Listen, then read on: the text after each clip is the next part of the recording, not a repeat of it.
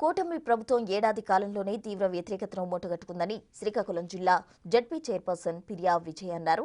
YCP హయాంలో రైతాంగానికి పెద్దపీట వేశామని, కానీ కూటమి ప్రభుత్వం రైతులను పట్టించుకోవడం లేదని మండిపడ్డారు. 18 ఏళ్లు నిండిన ప్రతి ఆడపిల్లకు నెలకు 1500 రూపాయలు ఇవ్వాలంటే రాష్ట్రాన్ని అమ్మేయాలని సాక్షాత్తు మంత్రి అచ్చెన్నాయుడు అనడం విడ్డూరంగా ఉందని ఆగ్రహం వ్యక్తం చేశారు. అబద్ధపు హామీలతో అధికారం చేపట్టిన కూటమి ప్రభుత్వ వ్యవహారాన్ని ప్రజలు గమనిస్తున్నారని, 2029 వైసీపీ ప్రభుత్వం రావడం ఖాయమని జోస్యం చెప్పారు విజయ.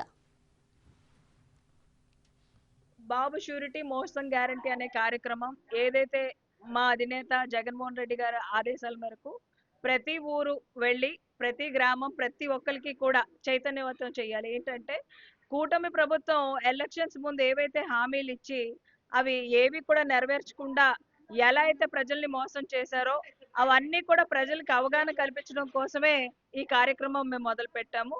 మరి గడిచిన వారం నుంచి కూడా ఇచ్చాపురం నియోజకవర్గంలో అన్ని మండలాల్లో విస్తృత స్థాయిలో ఈ కార్యక్రమం అయితే జరుగుతుంది. ఎక్కడ జరిగినప్పటికీ కూడా పెద్ద ఎత్తున నిరసన అయితే ఈ కూటమి ప్రభుత్వం మీద కనిపిస్తుంది. ఎక్కడికి వెళ్ళినా సరే నిజంగా చాలా మంది వితంతువులకి పెన్షన్ రావడం లేదు. మరి ఈ రోజుకి కూడా రైతు భరోసా రాలేదని, ఏంటి అన్నదాత సుఖీభవ రాలేదని, మరి వాళ్ళు ఇచ్చిన విత్తనాలు కనీసం మొలకెత్తకుండా అవి మళ్ళీ తిరిగి తీసేసుకొని డబ్బులు ఇచ్చారట. ఇప్పుడు ఎంత టైం దాని వల్ల వేస్ట్ అయింది. వాళ్ళ టైము పోయింది. ఆ విత్తనాలు వేసుకోలేని చాలా రైతులు చాలా నష్టపోయారు. అదే జగన్మోహన్ రెడ్డి గారి ప్రభుత్వం ఉన్నప్పుడు మరి రైతు భరోసా కేంద్రాలు పెట్టి నాణ్యమైన విత్తనాలు అవన్నీ కూడా టెస్ట్ చేసి మరి ఇచ్చేవారు. మరి ఈ రోజు అలాంటి పరిస్థితి లేదు.